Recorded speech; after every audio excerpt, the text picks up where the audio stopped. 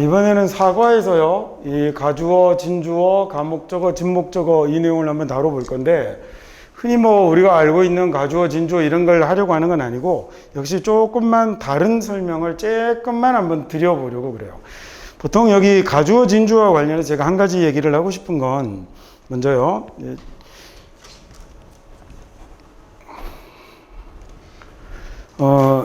가주어라는 놈을 쓰면 우리가 흔히 왜 쓰는가?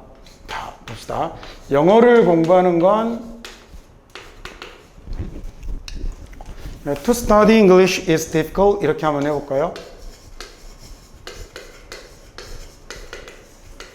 자, 이렇게 쓰면 영어를 공부하는 건 어렵습니다 라는 이렇게 말이 되잖아요, 그죠? 근데 얘를 보통 뭐라고 얘기하냐면 여기 있는 To study English를 주어로 쓰지 않고 가주어 it을 이용해서 It's difficult 이렇게 쓰기도 하죠. 그 다음에 to study English 이렇게 씁니다. 실제로 그리고 원어민들은 it is라고 쓰는 경우는 없고요. 그냥 전부 다 it's라고 쓰죠. 저걸 축약해서 쓰지 저렇게 따로 나눠서 쓰는 경우는 사실 거의 없다고 보셔도 무방합니다. 이렇게 쓰면 보통 저는 그렇게 배웠어요. 근데 아마 여러분도 그렇게 배웠을 것 같은데 여기다가 가주어를 쓰는 이유가 왜 가주어를 쓰냐면 주어가 어때서 쓴다고 그러죠. 주어가 너무 길어서 그래서 가주어를 쓴다라고 그러는데 누가 봐도 길지 않다 그죠? 여러분이 문장보다 어디 주어 이거보다 긴 거 한두 가지 뭡니까? 이게 이 존 F 케네디 사람 이름만 써도 이거보다 길거든요. 그러니까 얘가 뭐잖아요. 이게 브락 오바마만 써도 얘보다 길고 도널드 트럼프만 써도 이거보다 긴데요. 엔간한 미국 애들 이름은 이거보다 다 긴데 얘가 길어서 가주어를 썼다? 그럼 미국 애들 말 못하고 살게요. 그러니까 이건 좀 아닌 것 같아요. 그래서 이게 물론 이제 설명을 쉽게 하시려다가 그렇게 됐을 수도 있지만 엄격하게 얘기를 하자면 그 설명은 반은 맞고 반은 맞지 않아요.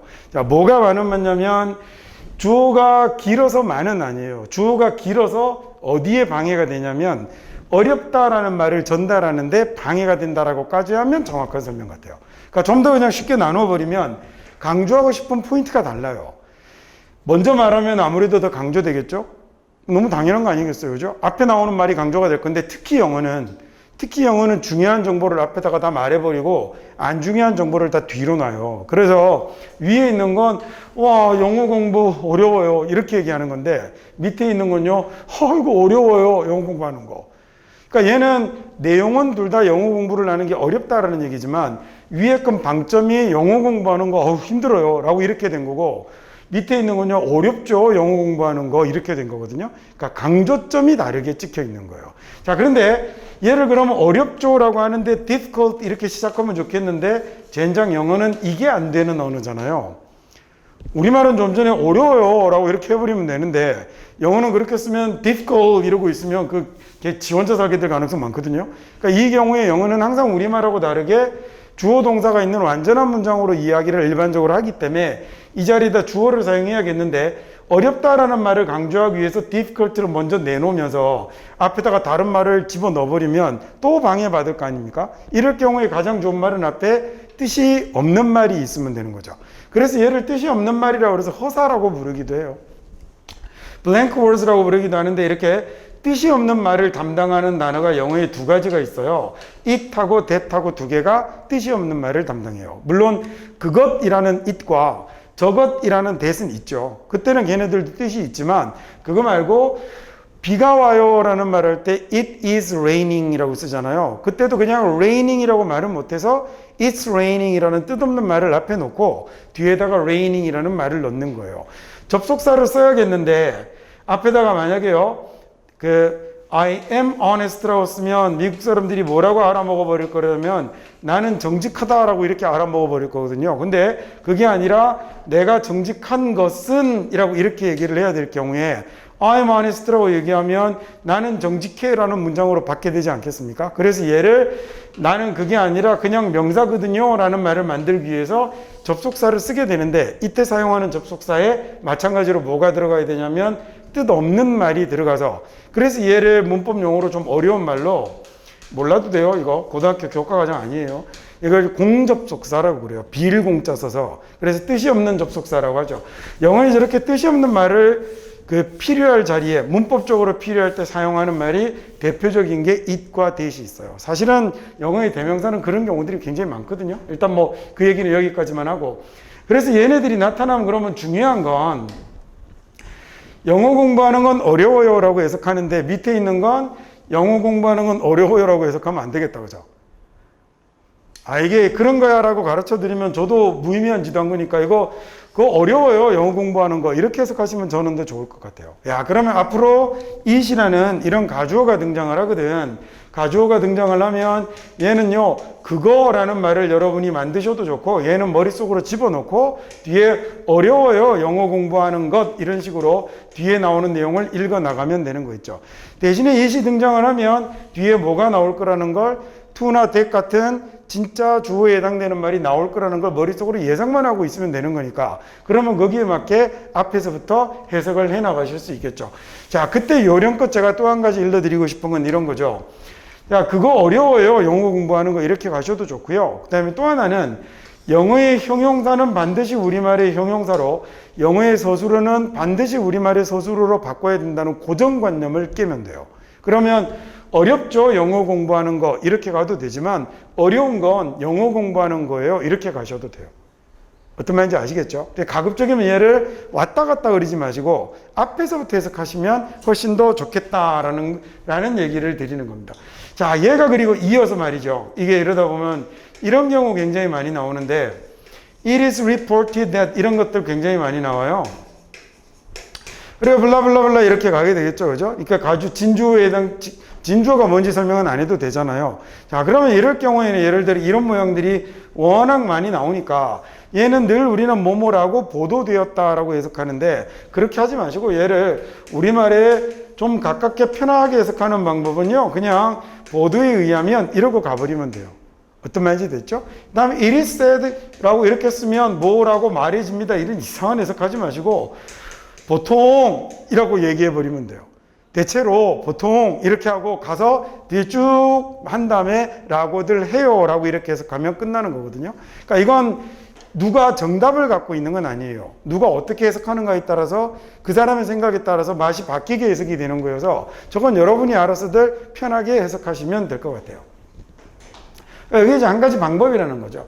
이제 좀 말리고 싶은 건 뒤에 거 다 하고 갖고 와서 라고 보도되었다라고 이렇게 해석하는 건 그건 좀 안 했으면 하는 생각이 들어요.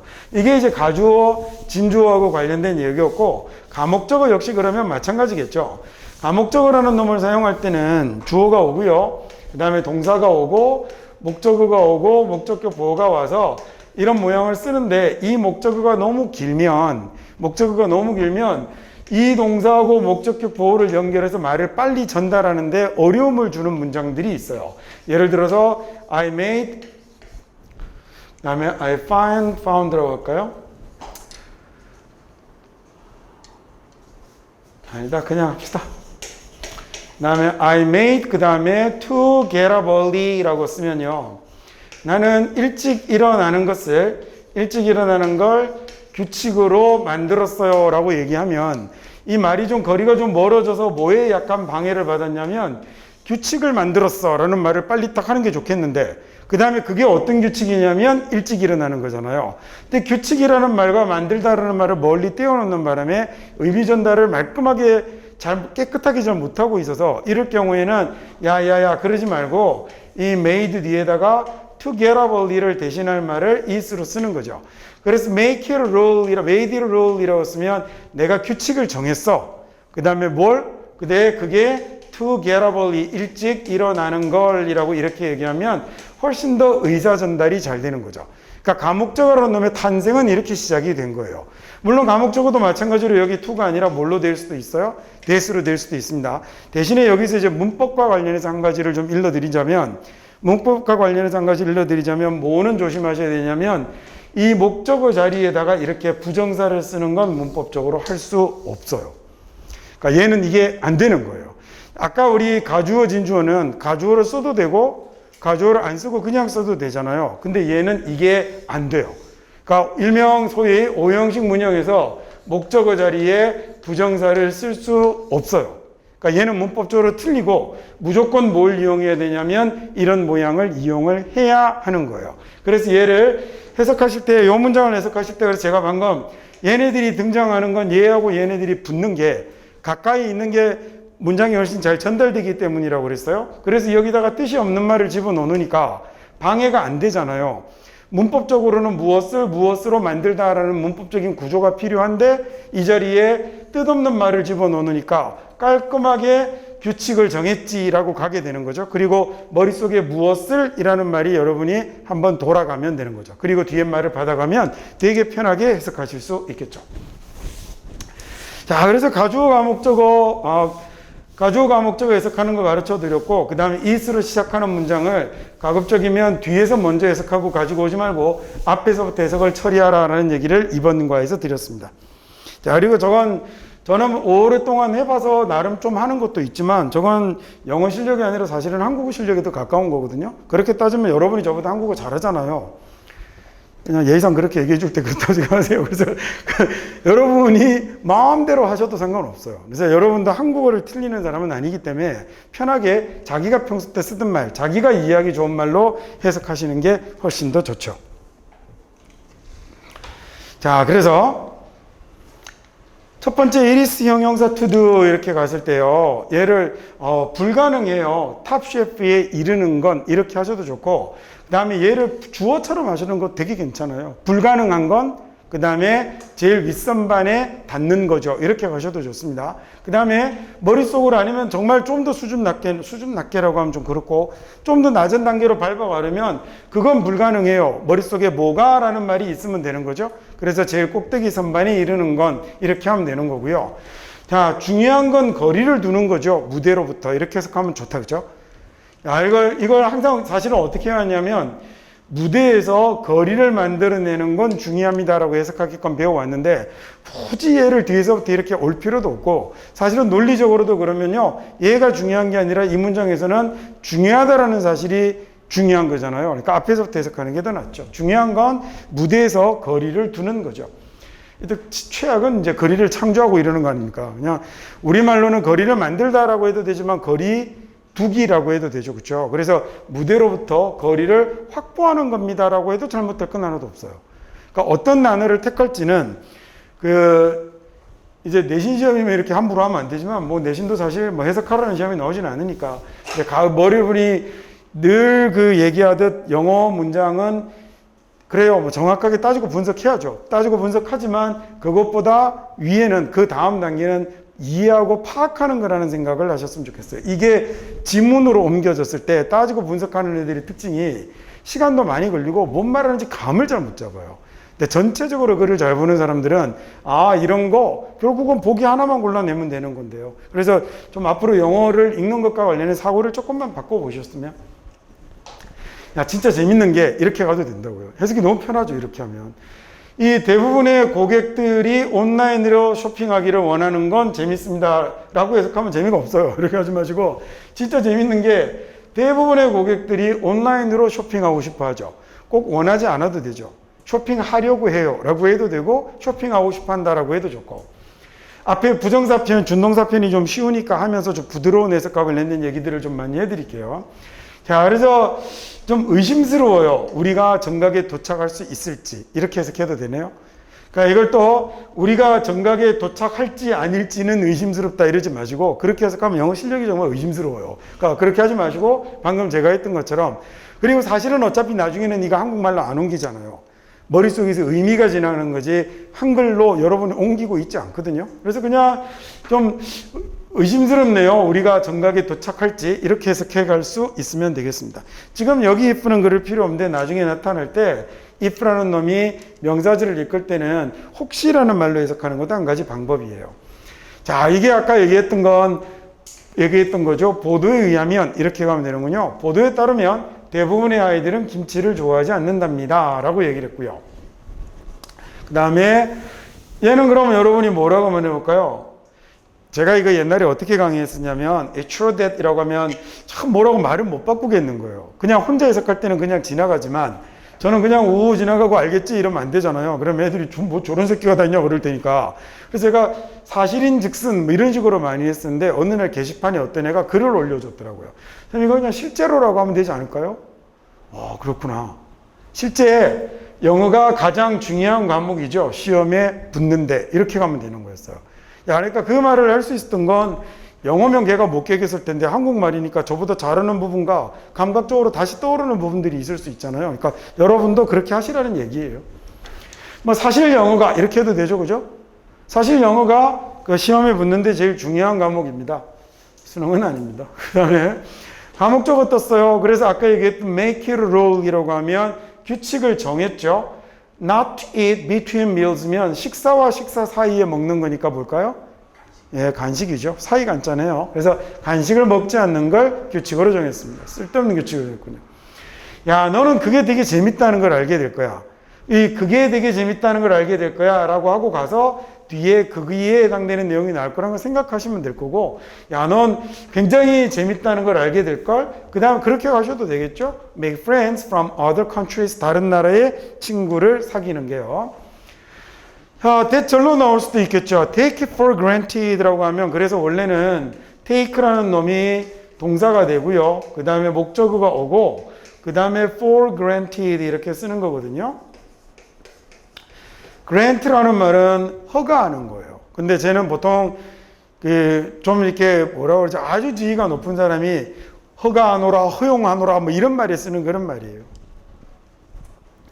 그래서 이게 허용된 것으로 얘를 받아들인다라는 얘기예요. 얘를 허용된 것으로 받아들이는데, 이렇게 허용된 것으로 받아들이는데 목적어가 너무 길어버리면 방해되잖아요. 그래서 얘를 is로 대체한 다음에 뒤로 돌리는 이런 경우들도 많이 나온다는 거죠. 그래서 I take it for granted. 자, 그래서 당연한 것으로 여겼죠. 허용된 것으로 받아들이는 거니까 당연하게 여겼죠. 걔네들이 이 아이디어를 지지할 거라는 거요. 자, 그 다음 make clear, 그러니까 명확하게 했다라는 얘기군요. 그 여자가 명확하게 했습니다. 자기는 내일 여기를 떠날 거라고 라는 말이 됐어요. 언제 한번 하긴 해야 되는데 여기서 한번 다뤄볼까? 그러다가 이거 제가 목표했던 거에 반밖에 진도를 못 나가겠는데요. 뭐 진도가 목표는 아니지만 여기 she가 한번 나오면 두 번째 she는 해석 안 하시는 게 더 좋아요. 이건 영어는 아까 얘기했던 것처럼 raining 못하고 it's raining이라고 해야 되니까 she를 쓴 거지, 얘를 또 해석하는 건 정말 바보스러워요. 그래서 그 여자는 그 여자가 이상하잖아요. 그러니까 얘는 똑같은 말이 문법적으로 필요해서 사용한 거니까 그냥 안 하시면 돼요. 대명사들이 거의 대부분 다 그렇고요. 또 대명사 중에 소유격도 사실 거의 대부분 안 하셔도 돼요. 우리는 저런 거 이제 빠뜨리고 하면 뭐라고 하잖아요. 특히 꼬맹이 때. 저학년 영어 선생님들이 특히 더 그러죠. 근데 이게 별로 좋은 해석은 아니에요. 소유격은 왜 필요한 거냐면요. I have a book이라는 말은 있어도, I have a book이라는 말은 있어도, I have book이라는 말은 없거든요. 그러니까 소위 이런 걸 보고 뭐라고 그러냐면 셀 수 있는 명사라고 그러죠. 셀 수 있는 명사는 단수형을 단독으로 사용할 수가 없어요. 그래서 얘는 반드시 얘하고 결합하는 뭐가 꼭 필요하냐면 이 자리에 한정사라는 걸 반드시 사용해야 돼요. 한정사를. 근데 내가 만약에 나는 늘 노트북 컴퓨터를 가지고 다닌다고 라고 이렇게 쓰면 I always carry 그 다음에 노트북 그 다음에 with me 라고 이렇게 써볼까요? 옛날에는 랩탑이 맞는 영어였는데요. 이게 최근 몇 년 전부터 이제 실제로 미국인들도 사용 빈도가 노트북이 더 많아졌습니다. 한국 영어의 승리입니다. 그죠? 다 같이 힘을 내봅시다. 우리가 이상한 영어를 전파시켜서 이겨가고 있는 거거든요. 이게 우리 때문인지. 진짜 신기한 일이에요. 한 10년 전만 해도 분명히 콩글리시라고 가르쳤어요. 이렇게 쓰면 안 된다고. 랩탑이라고 그랬는데 요새는 이제 컴퓨터상으로 실제로 어떤 단어를 많이 사용하고 있는지 확인하는 거 되게 쉽거든요. 해보면 한 2, 3년 전부터 노트북에 랩탑을 제꼈어요. 그러니까 아주 웃기는 현상이 일어난 거죠. 뭐라 그러지? 아프리칸 아메리칸이라고 쓰라고 그랬거든요. 아프리칸 아메리칸? 그리고 블랙 피플이라고 쓰지 말라고 그랬는데 요새 그것도 아니에요. 장난 아니에요. 흑인들이 일부러 그렇게 쓰는 경우들도 엄청나게 많이 나와요. 이게 말이라는 건 진짜 뭐 어떤 형태로 갈지 정말 알 수가 없는 것 같아요. 자, 어쨌든 이렇게 가는데 I always carry a notebook with me라고 했을 때 with me도 I하고 with me가 같이 있으니까 해석할 필요 없어요. 자, 얘도 문법적으로 필요한 거예요. 왜냐하면 그냥 carry는 옮기다거든요. 옮기다거나 취급하다라는 말인데 뒤에 with me를 쓰게 되면 꼭 me가 오는 게 아니라 다른 주어가 다르면 목적어가 바뀌겠죠? 이렇게 쓰면 이때는 가지고 다니다라는 말로 바뀌는 거예요. 그래서 문법적으로 필요한 거니까 우리말로 나는 나와 함께 하나의 노트북을 늘 옮겨요. 이러고 있으면 인생이 안타까운 겁니다. 얘는 그래서 해석 안 하는 게 좋고요. 자, 근데 이렇게 말하면 미국인들이 뭐라고 생각을 할 가능성이 많냐면, 야, 너 노트북이 여러 대야? 이렇게 생각할 가능성이 많아요. 우리는 별 느낌이 없지만, 내가 늘 노트북 하나는 갖고 다니지. 여러 개가 있어서 꼭 하나를 갖고 다니는 것 같아요. 그러면 더를 쓸까? I always carry the notebook? 라고 하면 상대방이 뭐라고 할 가능성이 많냐면, what notebook? 뭔 노트북? 이 더는 너도 알고 나도 알 때 쓰는 말인데 나는 모르는데 더라고 얘기하면 되게 황당하거든요. 그러니까 이럴 경우에 더보다도 뭐가 더 좋냐면 my라는 한정사가 더 좋아요. 그래서 I always carry my notebook. 그럼 내 거 갖고 다니지 뭐 남의 거 갖고 다닙니까? 난 늘 노트북 갖고 다녀 라고 우리도 얘기하면 그게 내 거지 아버지 거 아니잖아요. 만약에 아빠 걸 갖고 다닌다면 늘 아빠의 노트북을 갖고 다녀 라고 얘기를 따로 하겠지. 그죠? 얘들도 마찬가지로 I하고 my가 어울리지 않고 여기에 I 다음에 his가 나온다면 꼭 해석해야겠지만 I 다음에 my가 나온다면 얘는 어나 더가 이상해서 my를 썼을 가능성이 훨씬 더 많아요.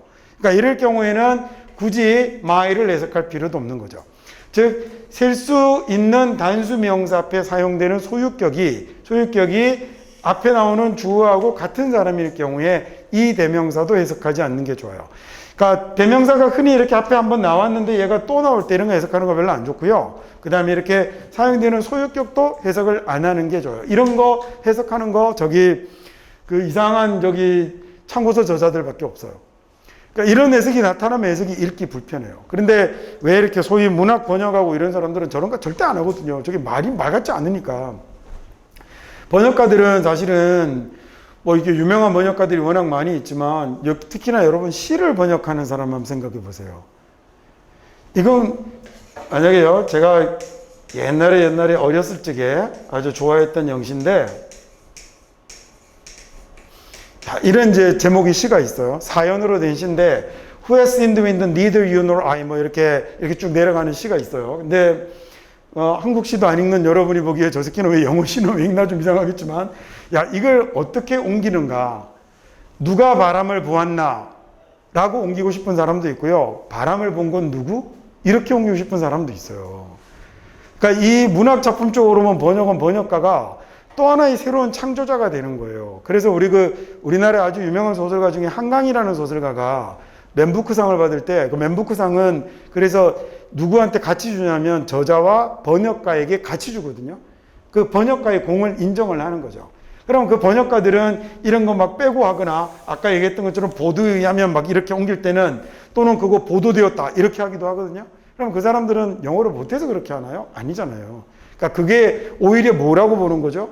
더 정확한 이해를 시켜준다라고 보는 거잖아요. 더 정확한 내용을 전달하는. 그러면 여러분이 이 문장을 받아들일 때 여러분에게 중요한 건 여러분이 더 잘 이해할 수 있는 방식으로 해석을 하시는 게 중요하죠. 단 틀리지는 않아야 되죠. 클리어를 보고 그 여자가 청소했어요 이러고 있으면 이제 이건 안타까운 건데, 그런 경우만 아니라면 자기가 읽기 편하게 이해를 하는 게 잘하는 해석이지 사선 긋고 딱딱 맞춰서 거기에 맞게 해석하는 게 절대로 잘하는 건 아니라고요. 자, 그 여자는 그래서 명확히 했죠. 그래서 내일 여기를 떠나겠다고 이렇게 하면 되는군요. 그죠? 자, 그 다음에 이번에 1번 문장은 여러분이 한번 해볼까요?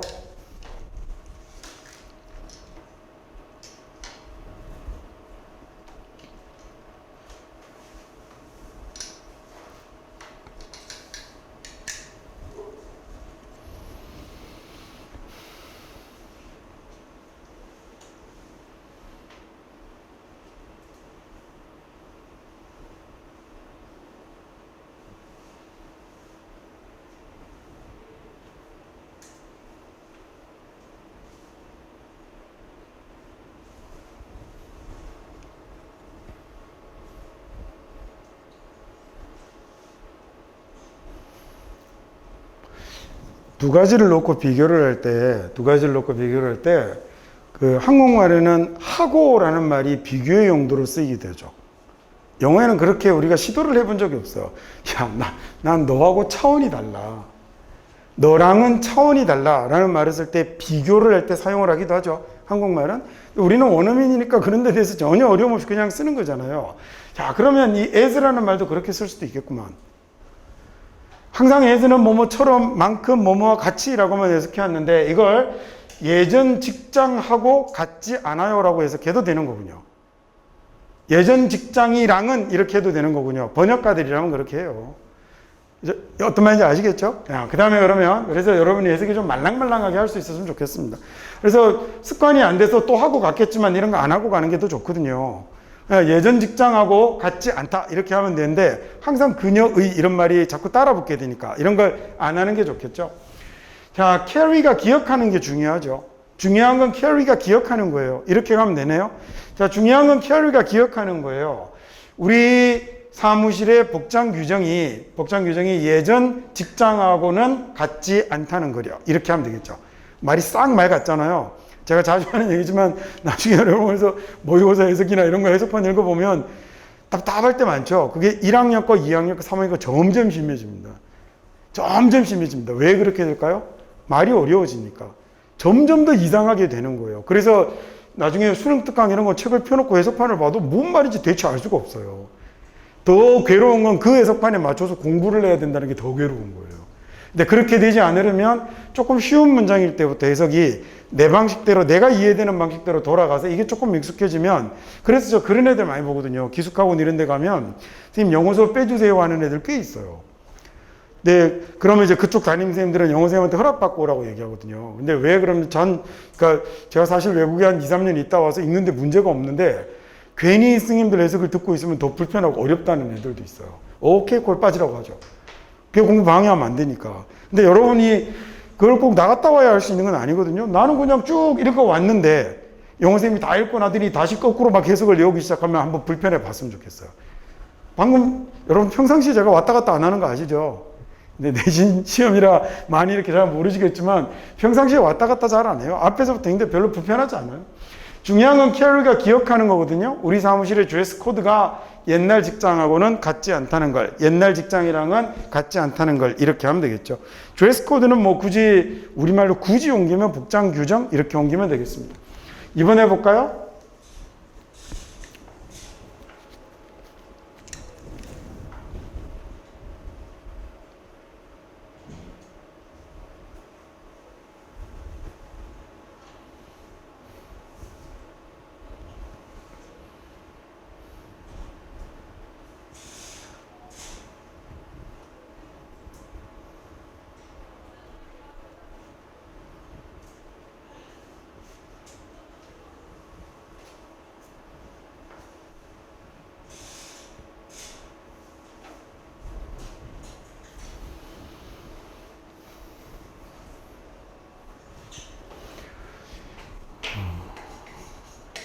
it is 그 다음에 어쩌고저쩌고 to 부정사 이렇게 쓸 때 이 부정사의 의미상의 주어는요 앞에다가 뭐 쓰죠?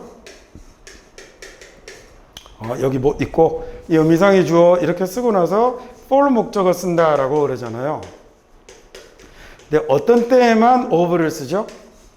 of 목적어를 쓰는 때는 이 자리에 있는 형용사가 이 목적어에 모일 때 뭐 성질이나 성격 따위를 나타낼 때는 of를 씁니다 라고 이렇게 하잖아요. 그냥 문법책으로 분류하면 그렇고 뜻으로 생각하시면 돼요. for이 에게죠. 그 다음 of는요 뭐뭐의라는 말이거나 소유, 본질, 상태 등등을 나타내는 말이죠. 그래서 얘는 비일이 부당한 거예요. 빌에게가 아니에요. 말 이해 가십니까?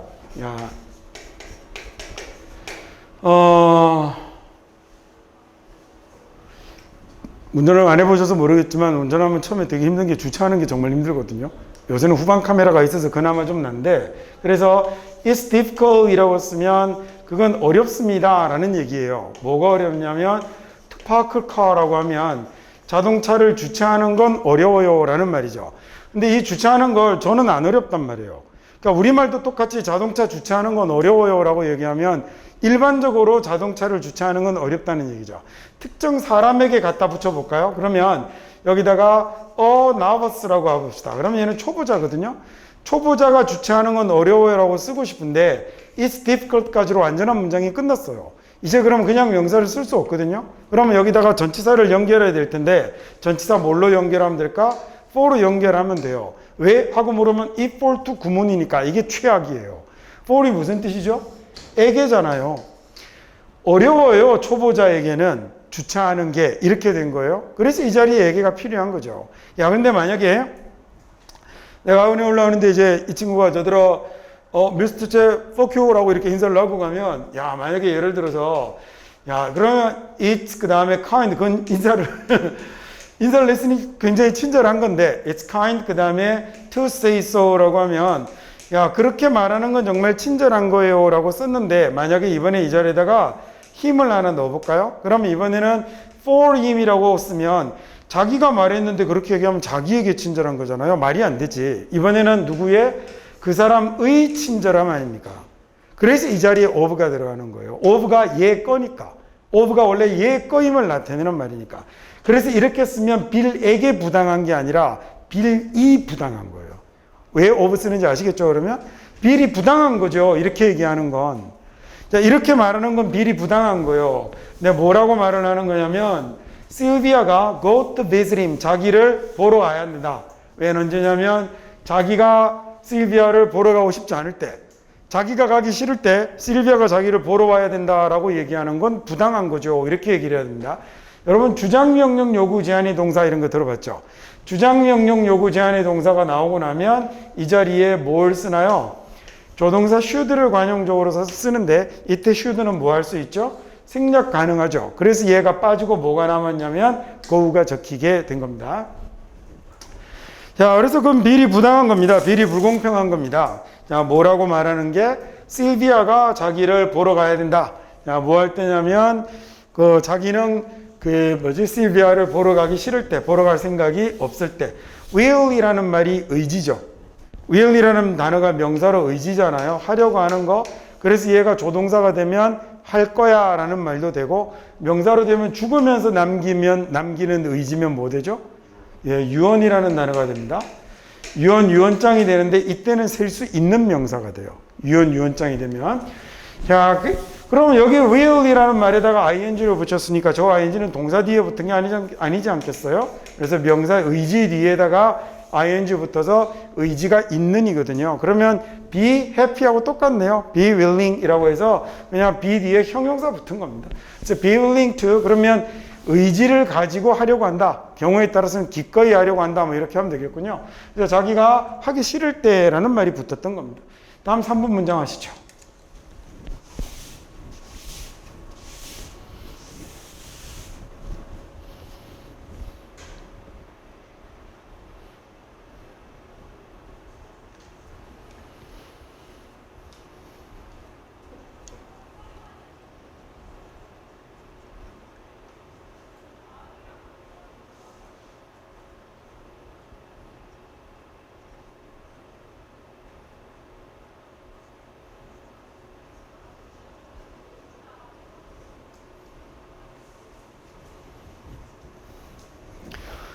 It's rare 같은 경우는 뭐라고 할까? 좀 드문 일이죠. 이러면 되겠군요. 아주 드문 일이죠.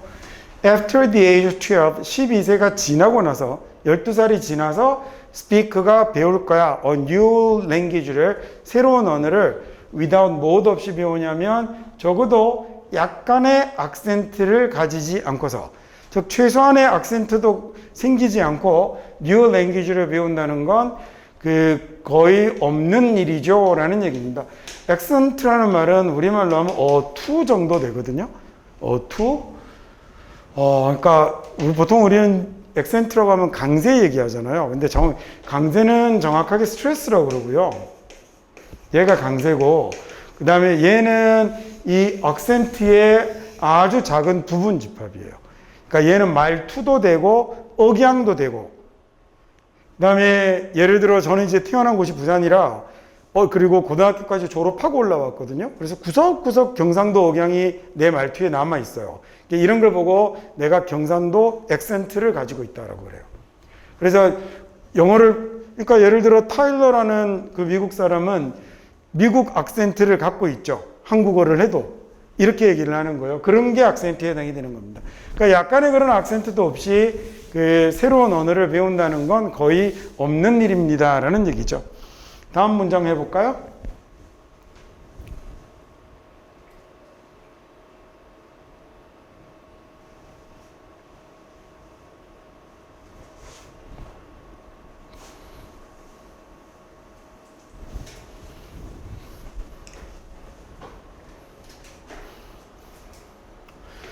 매우 뭐뭐하다라고 할 때요. 매우 뭐뭐하다라고 할 때 이 매우라는 말 자리에 so 같은 말도 있고 to 같은 말도 있고 그 다음에 뭐도 있냐면 such도 있는 거예요. 자, 그 다음에 이 뒤에 that이라는 말이 나타나면 이때 that은 문법 용어로는 흔히 접속 부사라고 하는데 그런 말 할 필요 없어요. 그래서 얘를 그래서라고 해석하면 되는 거죠. 매우 뭐뭐하다라는 말이 나타나면 그래서 such a pity, 정말 안 된 거죠. 정말 안타까운 거죠. 그 다음에 여기는 지금 이게 아니었는데 제가 설명을 잘못했죠. 여기는 지금 it that이 된 거고요. 여기는 it that이 된 거고 만약에 이런 말이 나타나서 뒤에 that이 오면 그때는 그래서가 되는데 얘는 지금 가주어 진주어 자리가 된 겁니다. 자, such a pity, 그 다음에 그건 참 안 된 일이죠. young people today가 오늘날 젊은이들이 don't read, 읽지 않는다는 것. as much as 뭐만큼 읽지 않느냐면 우리가 했던 것만큼이네요. 우리가 읽었던 만큼 우리가 걔네들의 나이 때 그래서 we were 같은 경우가 필요 없는 말이 된 거죠. 걔네들 나이 때 우리가 읽었던 것만큼 그렇게 책을 읽지는 않는다는 거 이거 참 안타까운 일입니다 라는 얘기군요. 5번 문장 해봅시다.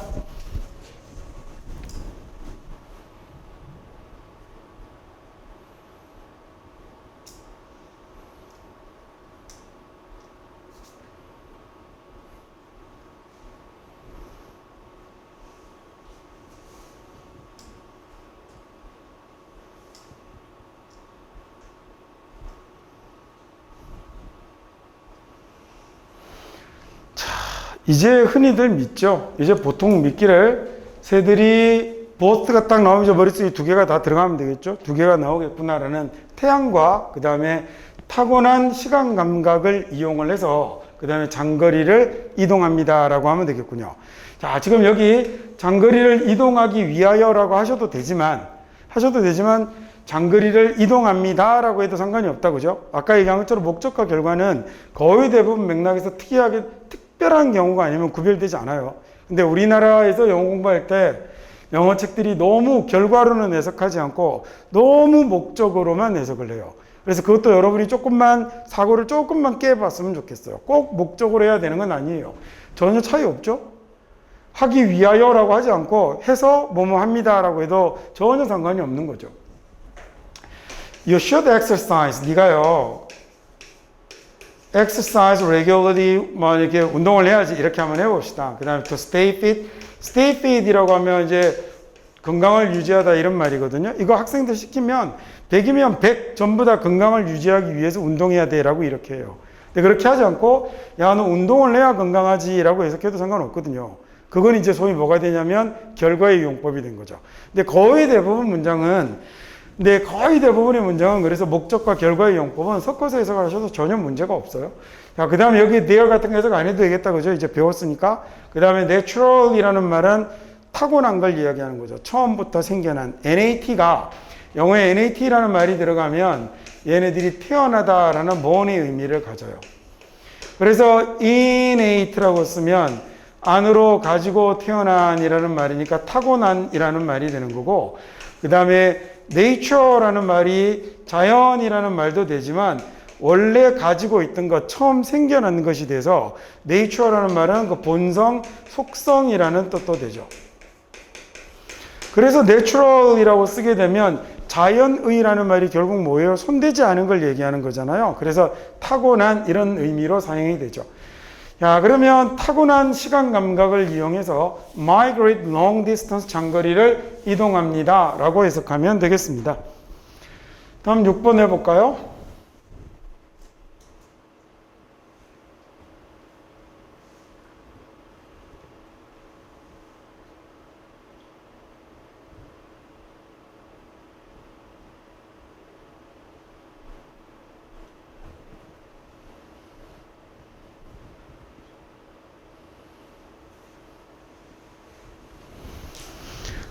나중에 뒤에 가서 이제 완료도 배우겠지만 완료는 해왔다라고 해석하거나 그 다음에 쭉이라고 해석하거나 뭐뭐한 상태이다 이런 말로 해석하면 되게 좋거든요. 그래서 얘는 뭐 최근에 쭉 보도되고 있죠. 이렇게 하면 됐습니다. 최근에 보도됐었죠. 이렇게 해도 되고요.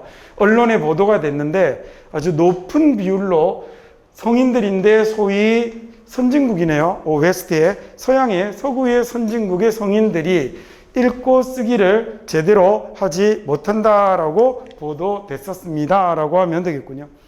다음 7번도 해보시죠.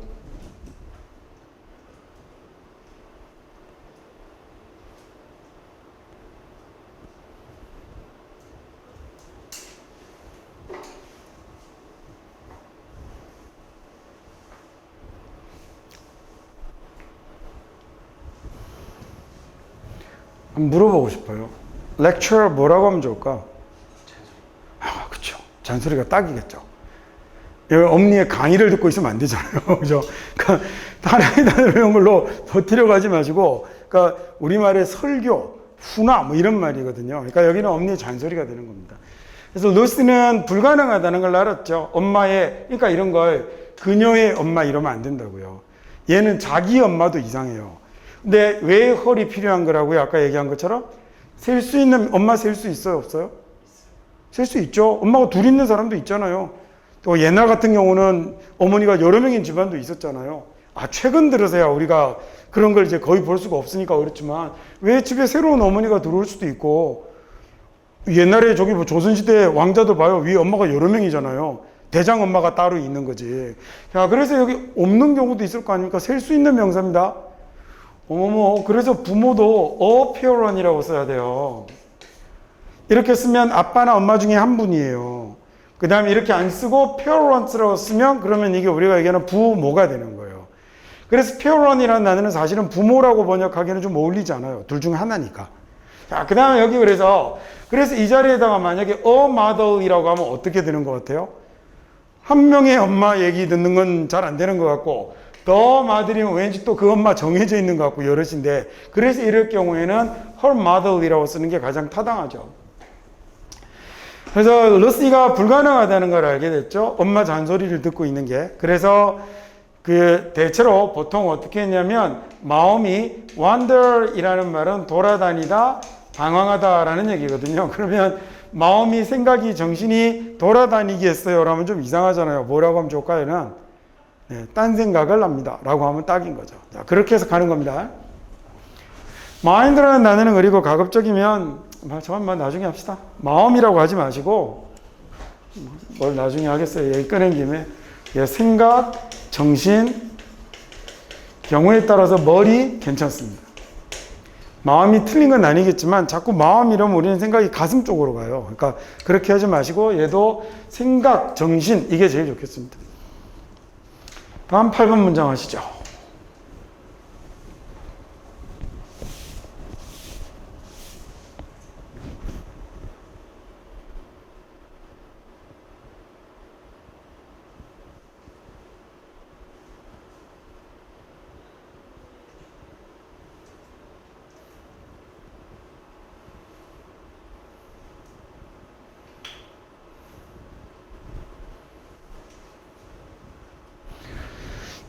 아마 어렵다는 걸 알게 될 겁니다. may 같은 경우 아마 괜찮거든요. 아마 어렵다는 걸 알게 될 건데 사람들을 설득시키기가, 납득시키기가, 확신을 시키기가 convince라고 하면 얘가 상대 사람을요 설득하고 확신시키고 납득시키고 이런 거죠. 자, 이런 거니까 결국은 믿게 하는 것도 되겠죠. 그러니까 당신의 신뢰도를 설득하기가 어렵다라는 걸 알게 될 겁니다. 자, 그렇게 안 하고 당신 아마 어려울걸요? 당신의 신뢰도를 믿게 하는 게, 당신의 신뢰도를 설득하는 게 어려울걸요. 만약에 당신이 그런 종류의 inflammatory language를 글쓰기에서 쓴다면 라는 얘기인데, 여러분 혹시 flame이라는 단어 아세요? flame? 얘가 불꽃이에요. 그러면 in flame이라고 하면요, 안으로 불을 피워 넣는 거거든요. 그래서 얘가 불 붙이다 라는 뜻이에요. 불 붙이다 라는 말도 되고, 그래서 화가 막 날라고 하는데 거기다가 승질을 돋구는 것도 inflame이라고 하거든요. 그래서 얘가 화나게 하다, 흥분시키다 이런 말도 되죠. 와, 사람들이 막 감정적으로 이렇게 막 흥분되게 만드는 거니까 얘는 선동하다라는 말도 돼요. 제가 그래서 늘 얘기하듯 한 가지 뜻으로 외우면 안 된다는 거예요. 그러니까 이 단어가 어떤 의미를 가지고 있는지를 알면 상황에 맞게 여러분이 바꿔가면서 쓸 수 있으니까 꼭 그렇게. 그리고 우리 비록 이 책 한 권이 많은 양은 아니지만 이 책은 이제 인강에서 아주 짧은 강좌로 딱 해석만 하고 끝내는 강좌도 있고 15분 40강으로 끝낸 것도 있어요. 근데 이번에 여러분하고 하는 건 할 수 있는 건 진짜 다 해보려고 그러거든요. 그래서 원래 강사들끼리는 하지 말라고 하는 건데 종합 선물 세트 같은 뭔가를 정말 구문 독해하고 관련된 모든 걸 다 묶어버리려고 하는 거니까 대신에 열심히 공부하셔서 꼭 좋은 성과를 좀 잘 챙겨보셨으면 좋겠습니다. 그래서 대신에 다른 우리 독해 강좌도 하고 있잖아요. 그런 것들을 또 연결해서 직접 긴 지문을 읽는 연습에도 좀 써먹고 그런 말을 그렇게 보시면 좋을 것 같습니다. 그래서 그런 종류의 선동하는 말이라고 하면 되죠. 꼭 언어라고 하지 않아도 되겠네요. 당신이 그래서 그렇게 선동하는 말을 써갖고는 사람들이 당신을 믿게 하기가 어려울 거예요. 이게 번역가면요. 자, 이게 수능 특강 해석이면 당신은 아마도 이렇게 하고 뒤로 가야 되죠.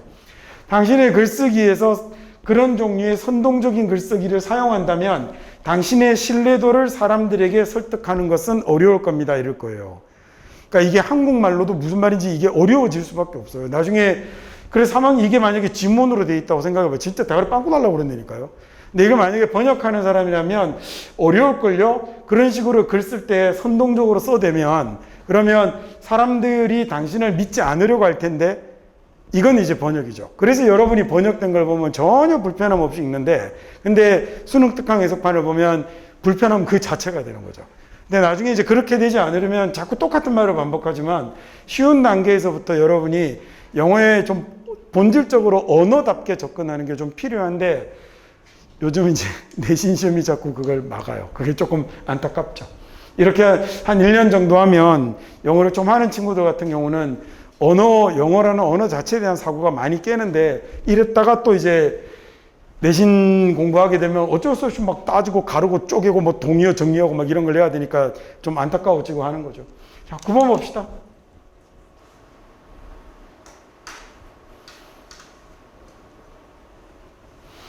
Everyone else가 다른 사람은 다 좀 무례하다고 여기죠. 예의 없다고 여기죠. 근데 Harriet이 먼저 먹은 거죠. 얘는 뭐 추가로 설명할 것도 없습니다. 다음에 10번 해볼까요?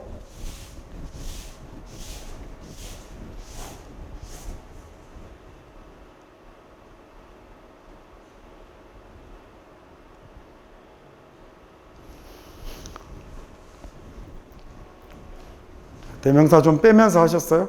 안 하셨으면 대명사 싹 빼면서 한번 해보세요. 싸그리 다 빼버리고 한번 읽어보세요. 말이 확 바뀌죠.